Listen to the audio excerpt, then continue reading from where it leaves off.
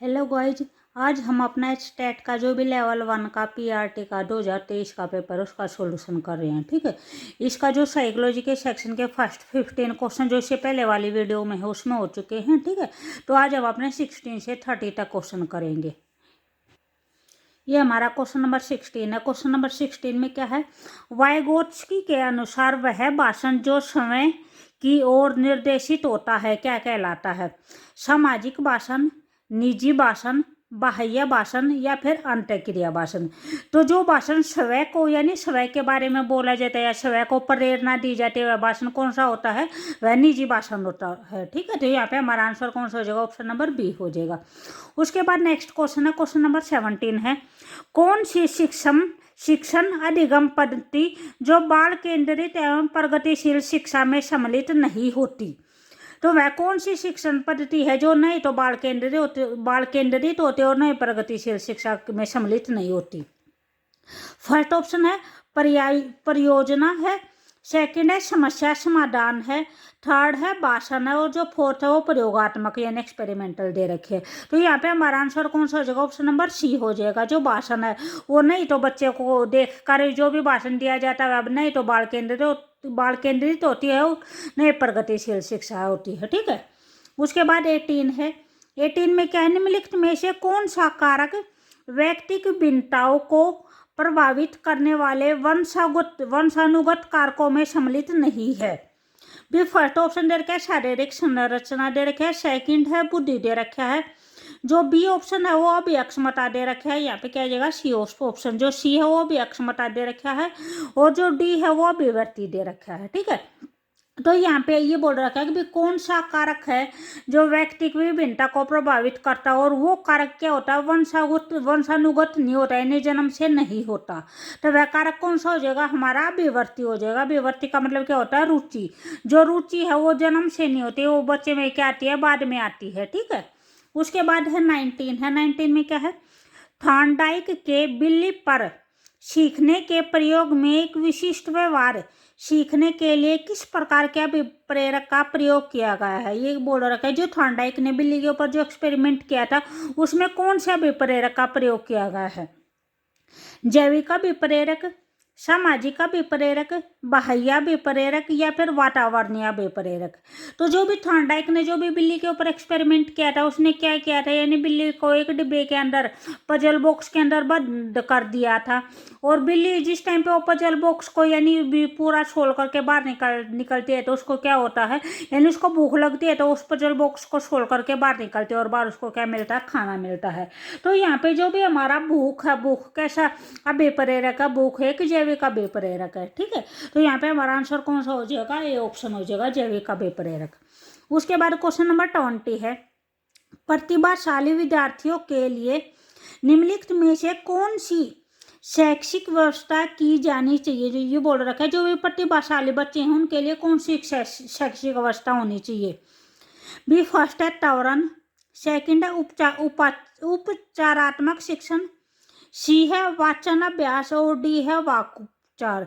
तो जो भी प्रतिभाशाली बच्चों के लिए जो भी शैक्षिक व्यवस्था होती है वो कौन सी होती है? त्वरण होती है। ठीक है, उसके बाद नेक्स्ट है क्वेश्चन नंबर 21 है, निम्नलिखित में से कौन सी उत्तर बाल्यावस्था के बच्चों की उपयुक्त सामाजिक व्यवहारिक विशेषता नहीं होती पूछ रखी है। जो उत्तर बाल्यावस्था के बच्चे होते हैं उनकी, जो यहाँ पे हमारा जो भी फर्स्ट ऑप्शन दे रखा है वो है सहयोग है, सेकंड है सहानुभूति दे रखा है, सी है परानुभूति दे रखा है और डी है अहम केंद्रिता दे रखा है। तो यहाँ पे हमारा आंसर कौन सा हो जाएगा? अहम केंद्रिता। जो भी अहम केंद्रिता होती है वो सामाजिक व्यवहारिक विशेषता नहीं होती है। ठीक है, उसके बाद 22 है, निम्नलिखित में से कौन सा निबंधात्मक प्रकार के प्रश्नों का एक रूप नहीं है? निबंधात्मक प्रकार के प्रश्न कौन से होते हैं? जो भी लॉन्ग क्वेश्चन आंसर होते हैं वे होते हैं। तो यहाँ पे पूछ रखा है कौन सा है जो निबंधात्मक का एक प्रकार नहीं है? फर्स्ट ऑप्शन दे रखा है वर्णनात्मक दे रखा है, सेकंड है विश्लेषणात्मक दे रखा है, सी ऑप्शन दे रखा है प्रत्यभिज्ञानात्मक दे रखा है, इसको क्या बोलते हैं? रिकॉग्नाइजेशन बोलते हैं। ठीक है, और फोर्थ है वो क्या दे रखा है? आलोचनात्मक दे रखा है। ठीक है, तो यहाँ पे हमारा आंसर कौन सा हो जाएगा? ऑप्शन नंबर सी हो जाएगा। जो रिकॉग्नाइजेशन होता है वो क्या होता है? वो निबंधात्मक प्रकार का उदाहरण नहीं होता है। ठीक है, उसके बाद 23 है, पेवलो के अधिगम सिद्धांत का आधार किस प्रकार का सीखना है। ठीक है, जो पेवलोव का जो अधिगम सिद्धांत है उसको क्या बोलते हैं, शास्त्रीय अनुबंध का सिद्धांत बोलते हैं। ठीक है, तो ये पूछ रखा है उसमें किस प्रकार के सीखने के बारे में बोल रखा है। ठीक है, संप्रत्यात्मक विषय, सेकंड है अनुबंधित है, सी है सूझपूर्ण है और डी है अनुकरणात्मक है। तो यहाँ पे हमारा आंसर कौन सा हो जाएगा, ऑप्शन नंबर बी हो जाएगा, अनुबंधित हो जाएगा। यहाँ पे पेवलोव ने क्या किस पे किया था, एक कुत्ते के ऊपर एक्सपेरिमेंट किया था जिसमें क्या होता है जब भी घंटी बजती है तो उसी टाइम पे क्या होता है कि कुत्ते को खाना मिलता है। ठीक है, तो बार बार में अगर एक्सपेरिमेंट होता है तो उस टाइम पे क्या होता है कि जो घंटी बजती है, घंटी बजते ही कुत्ते की क्या होती है, लार टपकनी शुरू हो जाती है। तो यानी यहाँ पे जैसे पहला स्टेप होता है, फिर सेकंड कुत्ते की लार टपकती है और थर्ड स्टेप उसको खाना मिलता है। तो अगर कुत्ते को भूख भी नहीं लगी होती है तो घंटी बजती है तो भी उसकी लार टपकनी शुरू हो जाती है। तो यहाँ पे ये क्या है, ये एक अनुबंध है। तो यहाँ पे कौन सा शिक्षण हो जाएगा, अनुबंधित शिक्षण हो जाएगा। ठीक है, उसके बाद है 24 है समीपस्थ विकास का क्षेत्र। यह संपर्क किस मनोवैज्ञानिक द्वारा प्रस्तुत किया गया है। जो समीपस्थ विकास का क्षेत्र होता है उसको क्या बोलते हैं, ZPDB बोलते हैं। ठीक है, तो यह किसने दिया है, किस मनोवैज्ञानिक ने दिया है, एरिक्सन ने दिया है, वाइगोत्स्की ने दिया है, कोलबर्ग ने दिया है या फिर पियाजे ने दिया है। तो ये किसने दिया है, वाइगोत्स्की ने दिया। ठीक है, यहाँ पे हमारा आंसर कौन सा हो जाएगा, option number B, option number B हो जाएगा। ठीक है, उसके बाद नेक्स्ट है 25 है। 25 में क्या है, निम्नलिखित में से कौन सा कारक अधिगम को नकारात्मक रूप से प्रभावित करता है। तो यहाँ पे क्या पूछ रखा है, नेगेटिव पूछ रखा है, अभ्यास है, इच्छा शक्ति है, अभिप्रेरणा है। ये तीनों के तीनों क्या हैं, ये अधिगम को पॉजिटिव रूप देते हैं। ठीक है, बच्चा बार बार अभ्यास करता है तो वह उसके लिए पॉजिटिव बात है। ठीक है, अगर उसके अंदर कुछ भी सीखने की इच्छा शक्ति है तो ये भी एक पॉजिटिव बात है। भी उसको हम पहले अभिप्रेरणा देते हैं सीखने के लिए तो ये भी एक पॉजिटिव बात है। तो अगर बच्चा थका हुआ है तो वह अच्छी तरह से अधिगम नहीं कर सकता, तो ये क्या है, एक नेगेटिव बात है। यहाँ पे हमारा आंसर कौन सा हो जाएगा, ऑप्शन नंबर डी हो जाएगा। ठीक है, उसके बाद नेक्स्ट है 26 है, जब एक बच्चे का नैतिक विकास एक अच्छा लड़का या अच्छी लड़की घोषित होने की इच्छा पर आधारित होता है तो इस नैतिकता का संबंध किससे है। फर्स्ट ऑप्शन दे रखा है व्यक्तिवाद व विनिमय से, सेकंड है आज्ञाकारिता एवं दंड से, सी ऑप्शन दे रखा है सामाजिक अनुबंध से और जो डी ऑप्शन दे रखा है वे अच्छे अंतर्वैयक्तिक संबंध से दे रखा है। ठीक है, तो यहाँ पे ये हमारा कौन सा हो जाएगा, ये कोलबर्ग का जो नैतिक विकास सिद्धांत है उसके बारे में बोल रखा है। इसमें तो उसमें बोल रखा है अगर भी अच्छा लड़का होना, अपने आप को अच्छा लड़का या अच्छी लड़की साबित करना, तो कौन से उसके जो भी स्टेप होते हैं उसके स्टेप के अंदर आता है। तो ये हमारा जो भी उसका सेकंड स्टेप है, सेकंड स्टेप क्या है, पारंपरिक नैतिकता है, उसका जो फर्स्ट उप स्टेज है, जो फर्स्ट सब स्टेज है उसके अंदर आता है। ठीक है, तो यहाँ पे हमारा आंसर कौन सा हो जाएगा, ऑप्शन नंबर डी आ जाएगा। ठीक है, उसके बाद है 27, विकास की प्रक्रिया प्रारंभ होती है गर्भधान से परिपक्वता तक, जन्म से परिपक्वता तक, गर्भधान से मृत्यु तक या जन्म से मृत्यु तक। तो यहाँ पे हमारा आंसर कौन सा हो जाएगा, ऑप्शन नंबर सी हो जाएगा, गर्भधान से मृत्यु तक। ठीक है, उसके बाद है 28 है, जो 90 से 110 बुद्धि लब्धि वाले बच्चे होते हैं वे कौन सी श्रेणी में आते हैं, पूछ रखा है। औसत में आते हैं, औसत से कम आते हैं, औसत से अधिक आते हैं या फिर श्रेष्ठ आते हैं।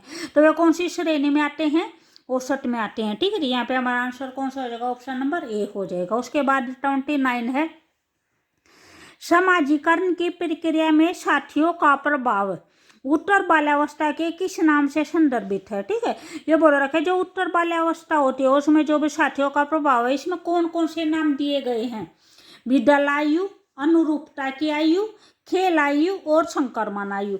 तो यहाँ पे जो भी तीनों जो दलायु है, अनुरूपता की आयु है और खेल आयु है, ये तीनों नाम दिए गए हैं। जो फोर्थ ऑप्शन है ये नहीं दिया गया है, संक्रमण की आयु। ठीक है, उसके बाद नेक्स्ट है 30 है, निम्नलिखित में से कौन सा कथन विकास के संदर्भ में सही नहीं है, ये पूछ रखा है। ठीक है, विकास में प्रक्रियात्मक परिवर्तन होते हैं। सेकंड जो दे रखा है वो दे रखा है विकास प्रतिमान है वो पूर्व अनुमेय के अकॉर्डिंग होता है, जो विकास का जो पैटर्न होता है वो पूर्व अनुमेय के अकॉर्डिंग होता है। जो सी ऑप्शन दे रखा है वो दे रखा है सभी बच्चों का विकास एक समान होता है और जो डी ऑप्शन दे रखे वो दे रखे विकास सामान्य से विशिष्ट की ओर चलता है। ठीक है, तो यहाँ पे जिन्होंने क्या, तो यहाँ पे जो सही नहीं है वो पूछ रखा है, तो जो यहाँ पे हमारा आंसर कौन सा हो जाएगा, सी हो जाएगा। सभी बच्चों का विकास एक समान होता है। भी सभी बच्चों का विकास एक समान नहीं होता, सभी बच्चों में अलग अलग विकास होता है, ठीक है। उनका जो पैटर्न होता है ना, वो पैटर्न एक समान होता है। अगर बच्चा जैसे पहले अपना कंप्लीट हाथ हिलाता है, उसके बाद उंगलियों को हिलाता है।